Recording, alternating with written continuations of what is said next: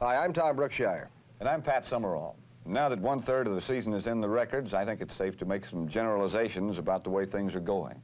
And one generalization that comes to mind is that this year, like every other year, you just can't predict what's going to happen from week to week. Well, wait a minute, Pat. We've been right 5 times and wrong 7 times. So I guess you're right about unpredictability. Another generalization that occurs to me is there are a lot of 100-yard rushers this year. That's true, Tom. There were 7 of them last week, including 1 quarterback, if you can believe it. And there were 2 running backs on the same team who each had 150 yards or more. That's the first time it's ever happened. Well, those zone defenses and perhaps our old friends, those ever-loving hash marks, are partly responsible for that. We'll see all those 100-yard runners. We'll have the best of the week, and of course, we'll make our daring selections of winners in this week's big games. You know, last week I took a lot of razzing because I said the New York Giants were beginning to take on the look of a contender. And then I took a lot more razzing when I picked them to beat the 49ers in San Francisco. Well, now, all ye of little faith, you just watch this. The New York football Giants were in San Francisco for the first time since 1960, when Alex Webster was a Giant running back, and Dick Nolan was a Giant defensive back, and Pat Summerall was the Giant place kicker. None was as fast as number 22, Rocky Thompson. Oh, it was a little damp in San Francisco, but Thompson's 75-yard return set up a Pete Gogolak field goal. Another kickoff had even stranger results. Vic Washington was hit by, of all people, Pete Gogolak. Willie Williams picked up the loose ball and took it in for an apparent touchdown, but the play had already been blown dead by what was later termed an inadvertent whistle. Sorry about that, Willie. Williams' lost touchdown was equalized somewhat when Ron Johnson was ruled over the goal line before he fumbled to Bruce Taylor.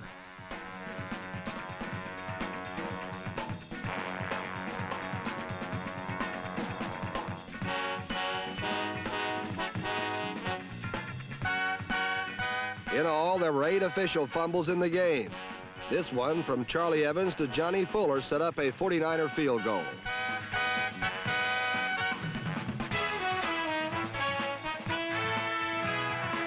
Despite all the fumbles and weird play on Candlestick's soggy carpet, there were flashes of the way the 49ers used to play football. Twice, John Brody hit Gene Washington for touchdowns. Washington now has totaled more than 3,000 yards and receptions in just over 3 years in the league. The sun came out for Brody's second touchdown pass, and everything looked rosy for the 49ers, who led 17-13 with 6.5 minutes left to play. Pete Gogolak's third field goal cut the lead to 1 point, and then came the biggest play of the game. 49er receiver Preston Riley fell down, and Giant cornerback Pete Athas had an easy interception.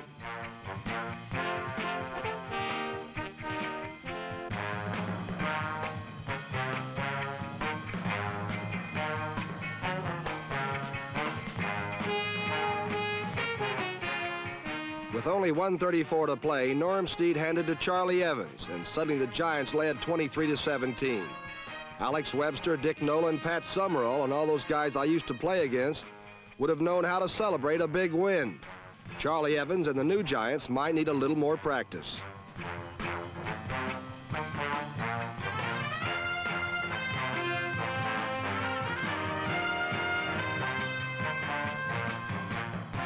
With only 38 seconds left, Brody dropped back to pass for the last time.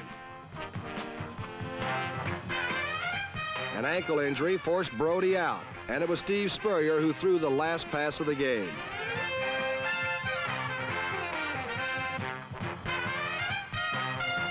Pete Athas had his second interception and the only 2 in the game.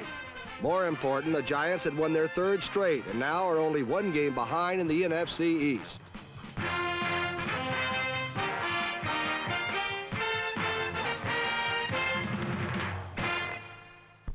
Just across the bay from that Giant upset of the 49ers, the Buffalo Bills and the Oakland Raiders were embroiled in another cliffhanger. And Pat, I know the Raiders are a second-half football team, but last week they turned around just in time.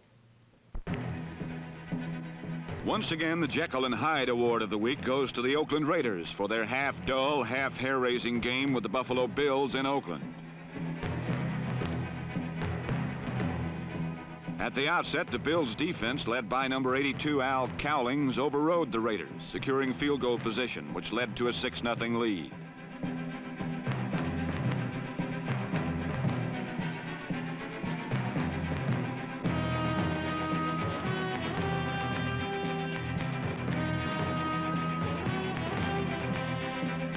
Then Buffalo's offense and Dennis Shaw took a hand as Shaw hit J.D. Hill on a 39-yard pass play for a 13-0 lead.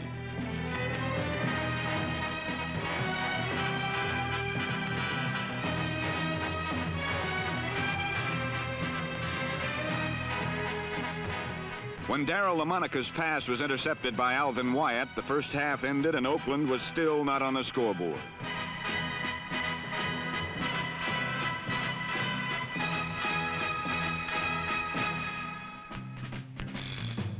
O.J. Simpson gained 144 yards and 28 carries. But starting the third period, yardage became costly as the Raiders began to close in.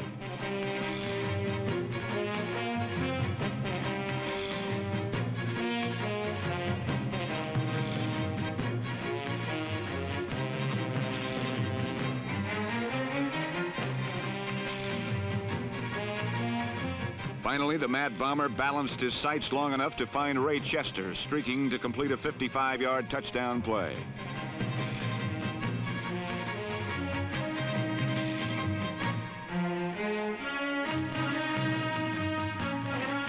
And LaMonica came back to Chester early in the fourth period, setting up a 1-yard touchdown run by Marv Hubbard, making it Raiders 14, Bills 16.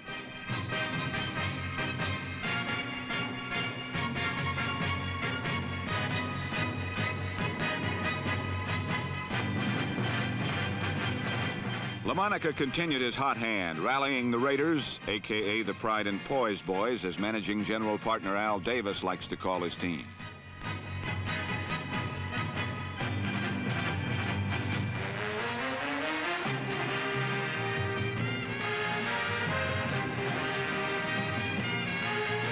An interference call set up this go-ahead 8-yard touchdown sweep by Clarence Davis.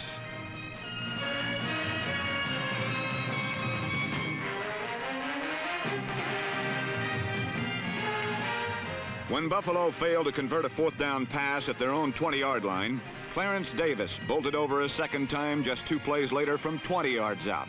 And the Pride and Poise Boys had hung in the fire one more time without being burned, this time winning 28-16. Last week in Cleveland, the Bears met the Browns, and Chicago finally dropped from that ever-dwindling list of winless teams. Last Sunday, the Cleveland Browns took the field as favorites over the Bears. However, Mr. Bear himself, Dick Butkus, soon set the record straight.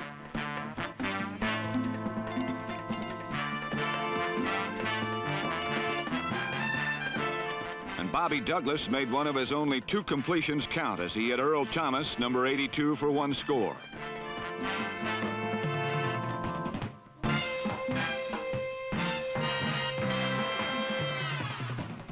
While his passing game was anemic, Douglas' rushing game was robust as he carried 10 times for 115 yards.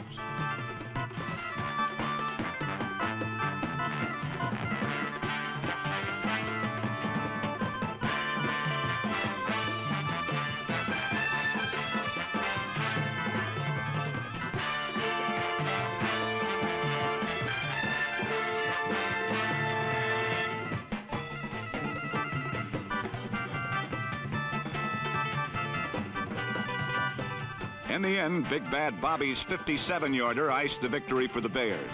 Their first this year and the first time the Browns have been shut out since 1965.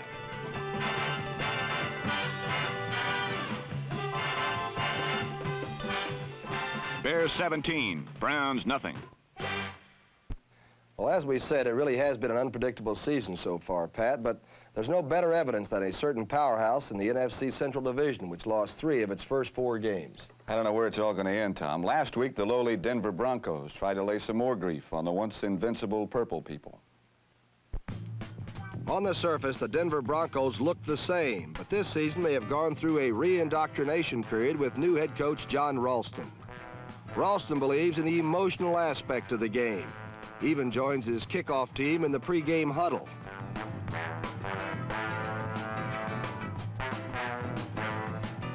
The rookie head coach from Stanford is determined to build a winner on his own terms, but it is unlikely that he faced a team in college like the Minnesota Vikings.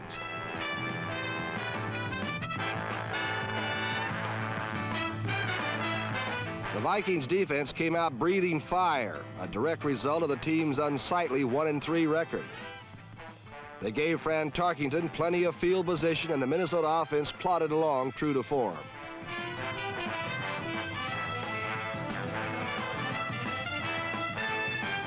Number 30, Bill Brown, set up 1 touchdown, and Fred Cox kicked 3 field goals for the 16 points.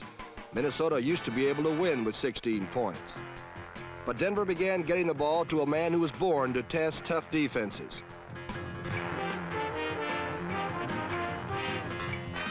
Number 44, Floyd Little, took a flare pass 32 yards for Denver's first score, and suddenly, the fabled Purple People Eaters did not seem quite so invincible.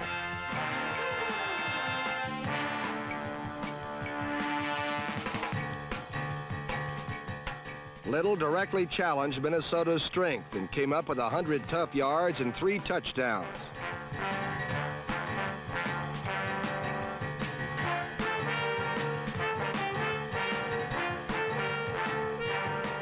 Little's performance gave Denver the emotional edge that Ralston seeks, and the Bronco defense responded.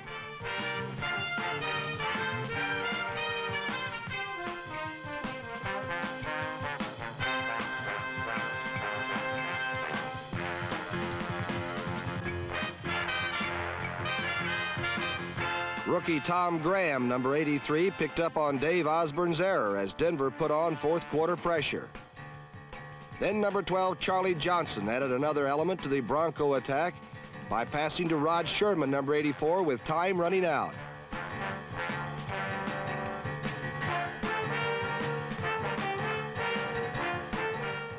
Less than a minute remained when Little sliced in for his 3rd touchdown and a 20-16 lead.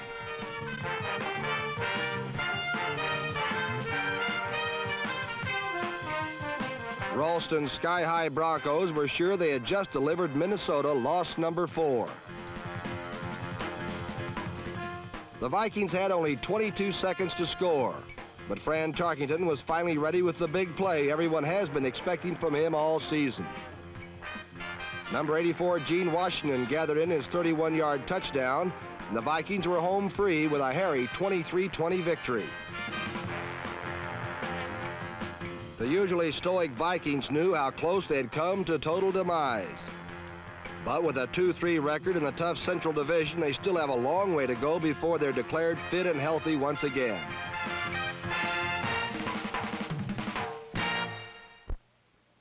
In Baltimore, it seems that the deeds of a legend and his legendary team have finally become yesterday's glories. Following in the familiar crab steps of their legend, the Baltimore Colts came out possessing a very unfamiliar losing record. Though 4 weeks had produced but 1 victory, the Colt linebackers remained an unmatched triumvirate. Ray May, number 56, still blew in hard and fast from the right side. And number 83, Ted Hendricks, still tried to turn setbacks into headless horsemen.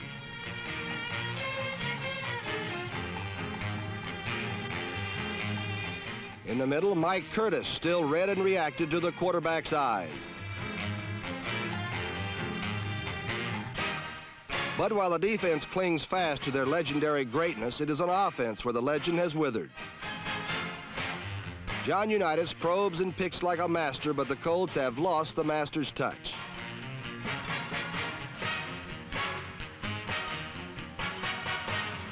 For Dallas, the answer to Unitas was the doomsday defense, led by tackle Jethro Pugh, number 75. Whether it was sacking Unitas or tracking down the screen man, Pugh plastered every man wearing Baltimore blue.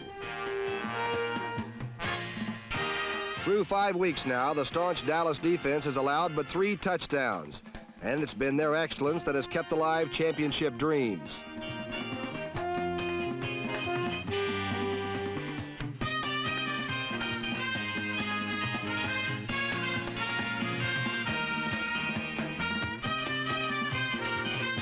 The conservative Cowboy offense was triggered by the quick bursts of Walt Garrison, number 32, and Calvin Hill, number 35. Hill scored the first 2 Dallas touchdowns, the second coming on a zone-splitting pass by quarterback Craig Morton.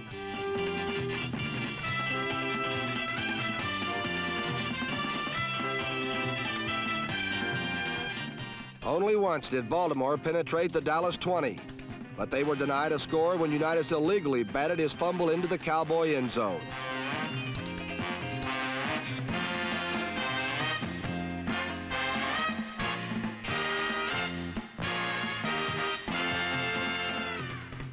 Dallas won the argument and the game as Craig Morton capped the Cowboys' 4th victory in 5 games by finding Ronnie Sellers unattended in the end zone.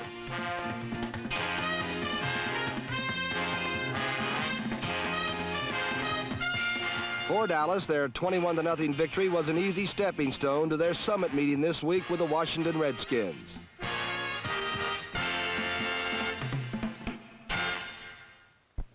While the Cowboys were winning in Baltimore, their chief rivals, the Washington Redskins, were having an easy time in St. Louis. After their big win over the Vikings, Pat, the Cardinals saw their hopes in the NFC East founder against the rugged Washington Redskins.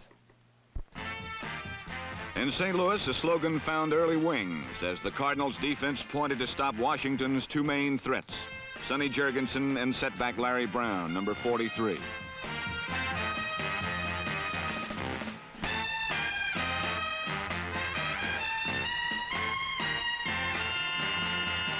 The Big Red whiplashed Larry Brown, and cornerback Miller Farr was right in stride for Jurgensen's buggy whip bomb.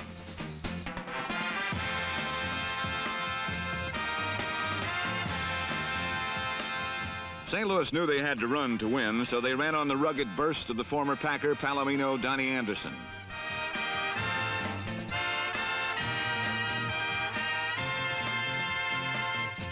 But the cagey Redskins caught on, and their front 4 ran circle games that broke down Gary Quazzo's protective pocket.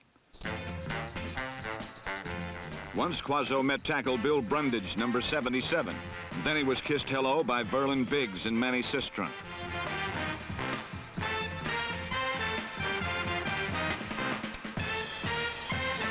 Backed by their resolute defense, the Redskins turned loose Larry Brown.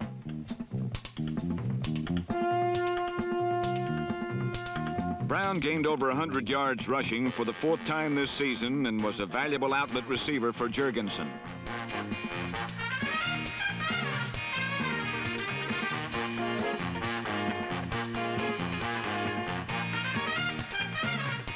A soaring touchdown by Larry Brown's blocking back Charlie Haraway gave Washington a 10-0 lead at the half. Quazzo attempted to bomb the Cardinals back into the game in the second half, but Washington's rubber band defense snapped shut on Walker Gillette, who was covered short by Rosie Taylor, number 22, and deep by Pat Fisher, number 37.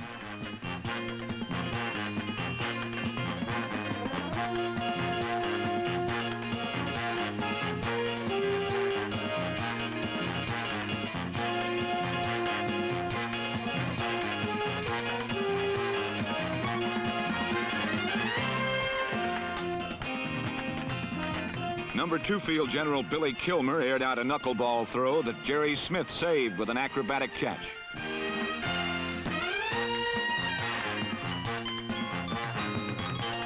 Aided by 4 Kurt Knight field goals and 3 touchdowns, 2 by Charlie Haraway, the Redskins won 33-3.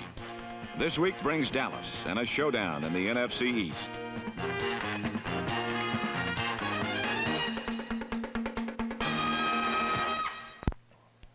The Atlanta Falcons and the New Orleans Saints have battled for all the honor in Dixie 7 times, including last week. Surprised me, Pat, to find out the Saints have won only once, and that was in their first meeting back in 1967. In New Orleans, 2 Southern country cousins had their backfields in action long before the Saints and the Atlanta Falcons took the field.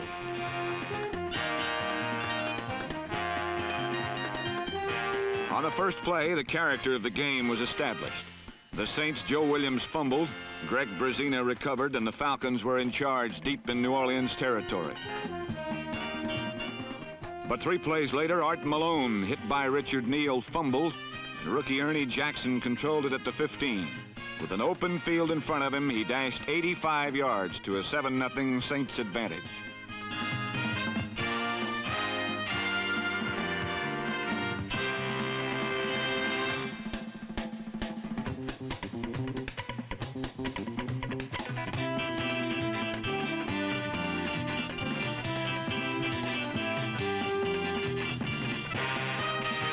On the ensuing kickoff, Willie Germany fumbled.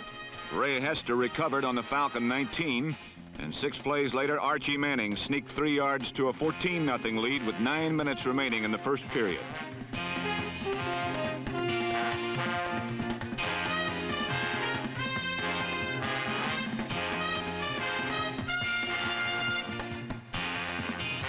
But after that, the Saints offense slipped flat on its back on the sun-soaked mud sod. With 52 seconds still in the first quarter, Bob Berry completed a 48-yard drive in 8 plays, pitching 10 yards to Jim Mitchell for the Falcons' first score.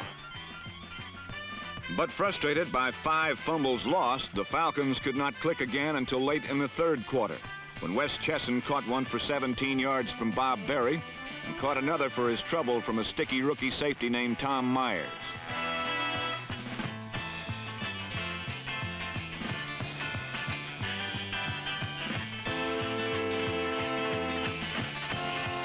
Berry capped the 80-yard drive in 8 plays, going once again to his tight end Jim Mitchell, tying the game at 14. In the final period, the Falcons slipped into the lead as Berry found Ken Burrow for a 23-yard decision maker. For the day, Berry was 16 of 26 for 180 yards and 3 touchdowns in a tougher than expected 21-14 Falcon triumph. Well, the Saints came close, but now it's just New Orleans and Philadelphia who have yet to win a game. Last week against the Los Angeles Rams, the Eagle fans spent yet another frustrating Sunday. Philadelphia Eagle fans are not known for their patience. And this season, they've had reason for somber looks and a stern countenance. But some Eagle fans have found reason to laugh optimistically. And some have even found reason to applaud and cheer. The reason they cheer is because they're sure rookie quarterback John Reeves will find a way to work things out.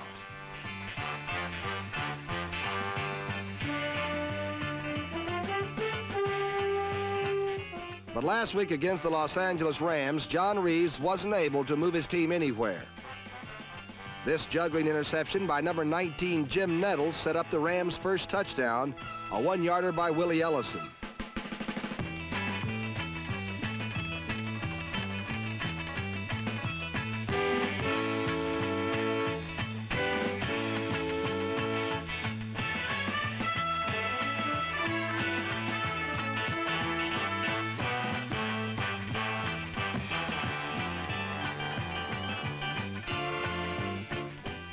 Then number 79, Coy Bacon, stormed in and helped force a Reeves fumble, which Bacon recovered and would set up another Los Angeles score.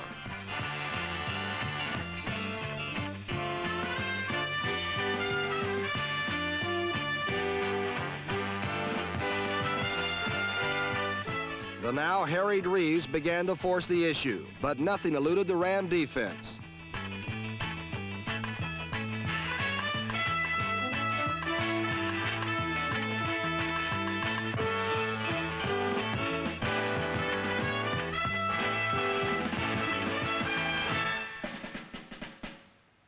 From deep in his own territory, Roman Gabriel began to go to his receivers.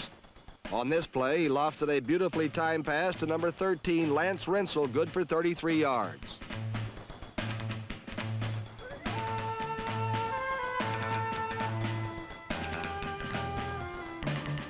And then an Eagle piling on penalty added 15 yards to that.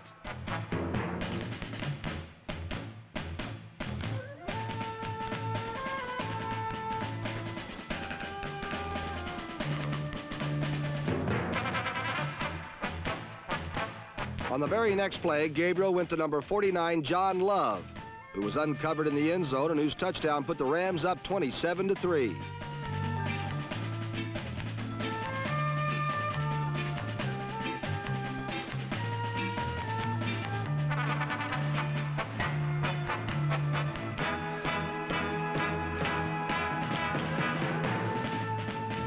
Eagles countered by replacing the rookie Reeves with veteran Pete Lisk, number 14.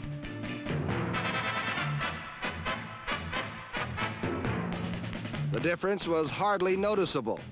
Rams recovered, and on the next play, number 45 Jim Bertelson swept in for the final score, which made it Rams 34, Eagles 3.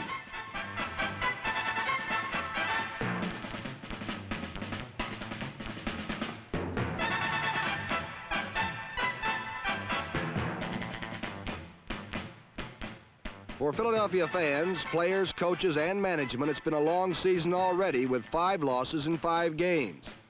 Maybe it's true what Harold Jackson, number 29 of the Eagles, says, "We're all trying too hard." I know I am.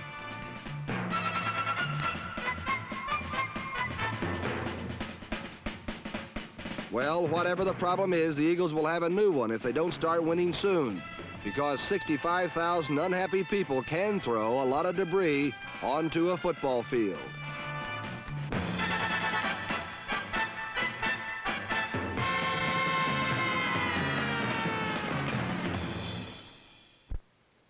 Last week, a capacity crowd filled New England's Schaefer Stadium to witness Joe Namath's weekly aerial show. Instead, they saw the New York Jet infantry pass in review. Last week, the brisk New England breezes were great for showing off flags in the pregame show. But gusts of 35 miles per hour posed a problem for exponents of wide-open football. A foremost exponent is number 12, Joe Namath, a pure passer who also proved to be mighty fine pure handoff man.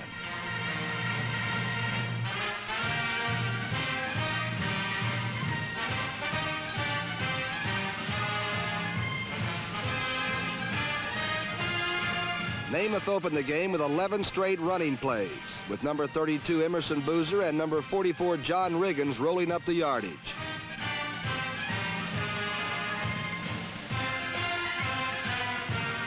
Riggins capped the drive to give the Jets a quick 7-0 lead. For the Patriots, brash young Jimmy Plunkett decided to challenge the wind with his cannon.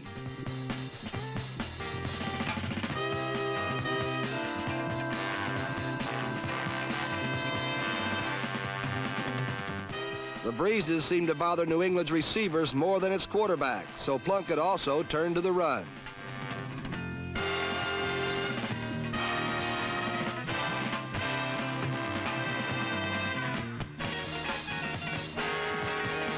Number 30, Carl Garrett, high-stepped in, but with the game now a test of ground power, the Patriots were hopelessly outmatched.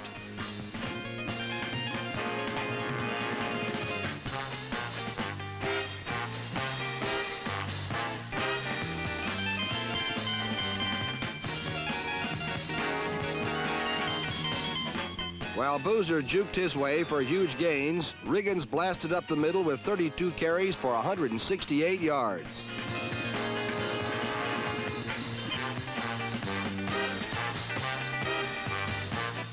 Boozer was not as prolific, but almost as productive.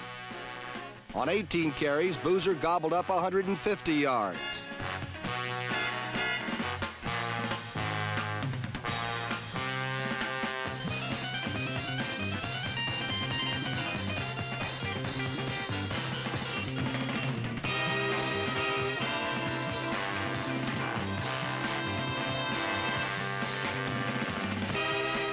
Boozer blasted the Patriots clear out of Schaefer Stadium as the Jets rolled to an insurmountable lead.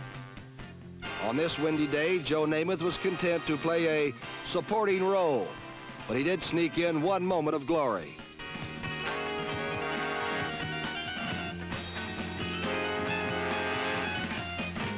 Number 88, Rich Castor, came up with Namath's one shot at the end zone, and then the Jets went back to proving they are more than the one-man team some experts think them to be.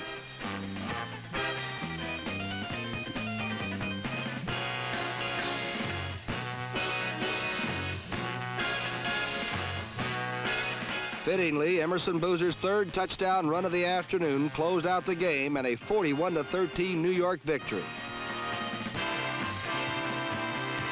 On a day when Joe Namath threw only 8 passes for 63 yards, the Jets still scored 41 points to stay within sight of the streaking Miami Dolphins. In the AFC Central Division, the Pittsburgh Steelers stayed close to the Cincinnati Bengals in what looks like a season-long race to the title. Pittsburgh quarterback Terry Bradshaw is smiling because the Steelers are in the thick of the AFC Central Division race and have a shot at their first division title in their history. An all-purpose Bradshaw has been a major factor in the Steeler title drive, but early in their game versus Houston, the Steeler drive gears were not meshing.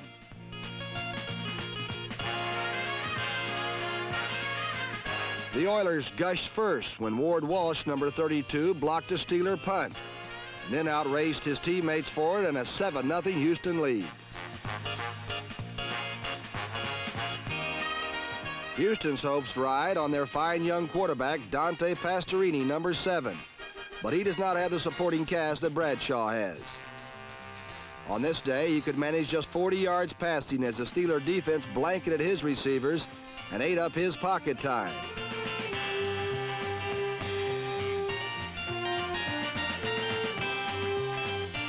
Five times the Steelers sacked Pastorini for minus 40 yards to set the Oilers' net passing yardage for the game at an even 0.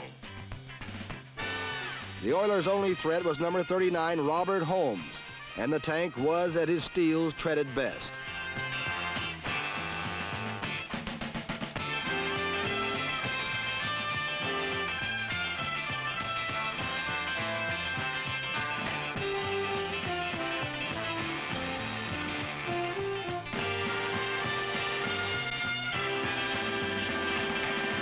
The Steelers are much deeper at running back. Frenchie Fuqua, number 33, picked up 43 yards of a 60-yard drive that led to a Steeler field goal. Then first-round draft pick Franco Harris, number 32, carried 10 times for 46 yards of a 65-yard drive.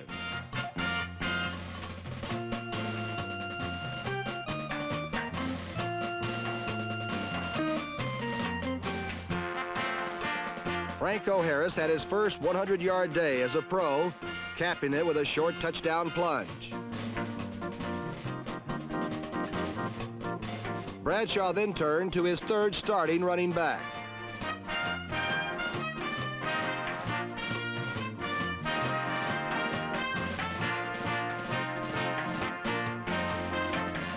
Bradshaw's 8-yard run was his 5th rushing touchdown of 1972. And his 11-yard pass to Frank Lewis, number 43, rounded out the Steelers' scoring. The Steelers' 24-7 victory over Houston kept them a game behind Cincinnati in the AFC Central Division, with a defense that did not allow a touchdown, and Bradshaw showing the way with his passing and running. That title may yet come Pittsburgh's way.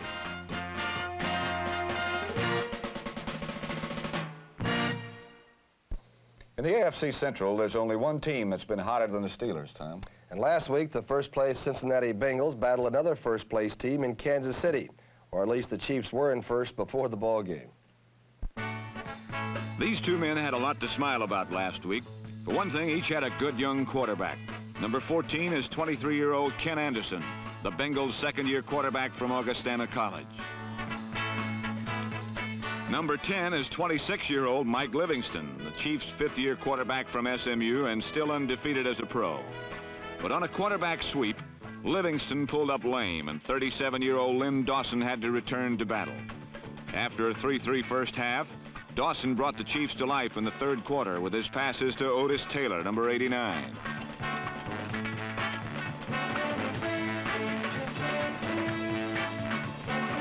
In all, Taylor caught 10 passes for 149 yards, and he now leads the AFC with 28 receptions. Dawson sometimes needs extra time for Taylor to break loose, but when Dawson has the time, Taylor makes it worth the wait.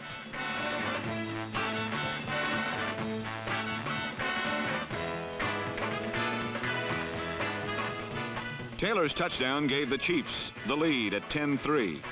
But the Bengals retaliated with shocking suddenness when Ken Anderson flipped a short pass to Essex Johnson, number 19.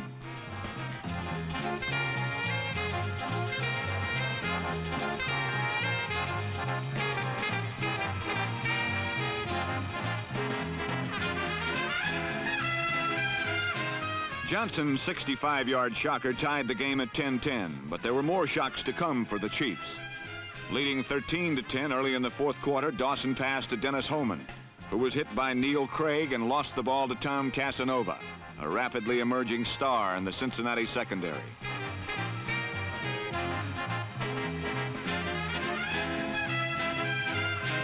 Casanova's 33-yard return put the ball in position for Essex Johnson, who darted 16 yards closer to the Kansas City goal.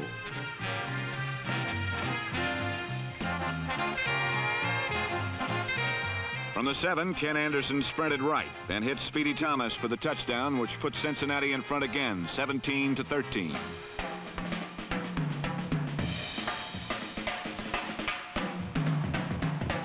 On his next series, Anderson beat a blitz by Jim Lynch when he unloaded to wide receiver Chip Myers, number 25.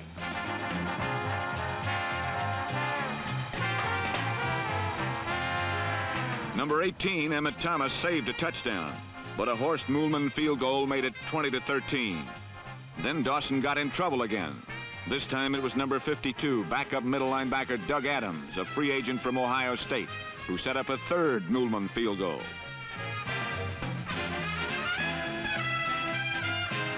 In the final minute, trailing by 7, Dawson 3 times connected with Mike Adamle, and the Chiefs had a last chance first down at the Cincinnati 8-yard line.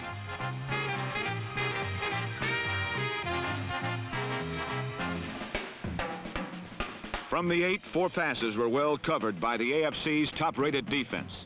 The Bengals had won what Paul Brown termed a great victory over a great team. "We've been rinky-dinks for 5 years," said Brown, "but they can't beat this team." One big reason the Bengals aren't rinky-dinks anymore is a young defensive line, which leads the NFL in getting to the passer. 22 times they have dumped the quarterback. Number 83, top draft choice Sherman White, has made a big difference. And then there is always Mike Reed, number 74.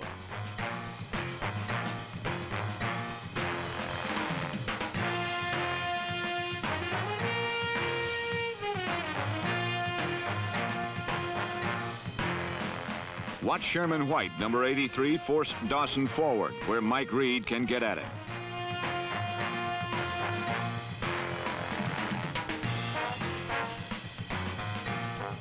Six times the Bengal rush reached Dawson, and 5 of those times it was Mike Reed who put him down. Despite constant double teaming, Reed continued to get through to the quarterback. In Paul Brown's great victory, no one played a greater role than defensive tackle Mike Reed, number 74.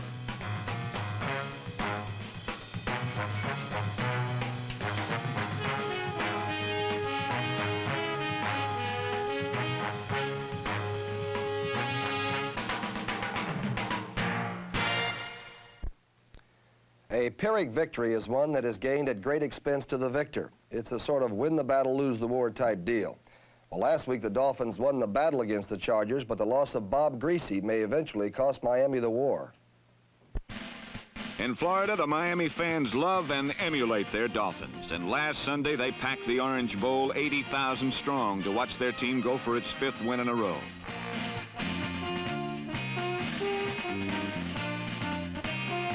While the Dolphins are number 1 in Miami, they're also number 1 in all of pro football, as they are the only undefeated team left.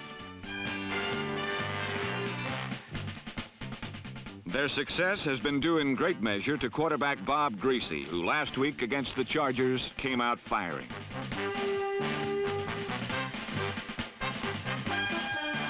But early in the first quarter, Greasy suffered a possible season-ending injury when his leg was broken and his ankle dislocated. When it happened, Coach Don Shula said, "The mark of a good team is how it performs in adversity. And there can be no greater adversity than having your quarterback laid out there in front of you."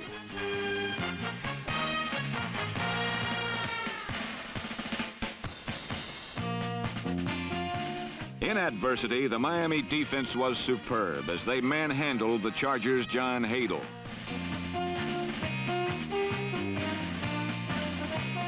In adversity, the defense was alert as Dick Anderson, number 40, grabbed a fumble and took it 35 yards for a score.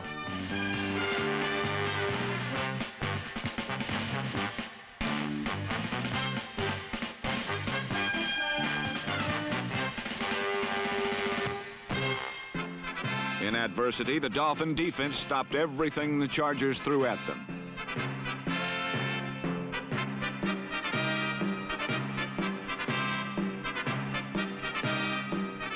But while the defense was great, the Miami offense was fantastic.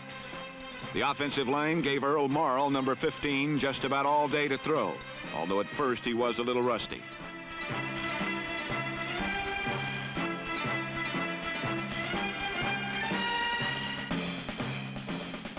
But behind the perfect blocking protection of Larry Little and company, Earl spun a beauty to Howard Twilley, and in adversity, the Dolphins' offense came through.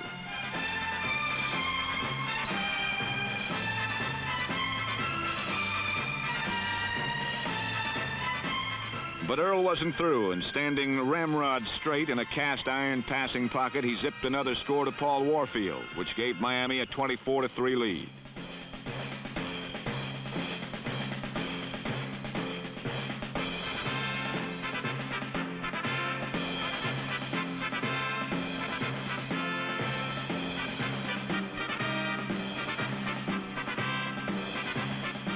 With the game out of reach, John Hadel hit Sid Edwards for a Charger touchdown.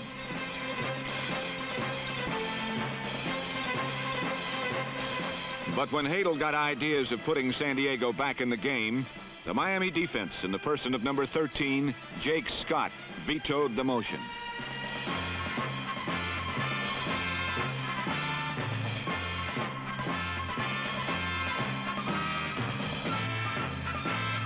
There's no question that Miami will miss Bob Greasy a great deal.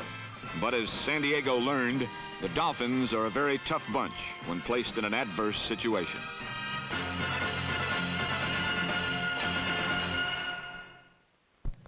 Well, Pat, it seems that no matter what happens, the Dolphins just keep rolling along, and it's going to be a little tougher, you know, from now on. What about our best of the week, Pat?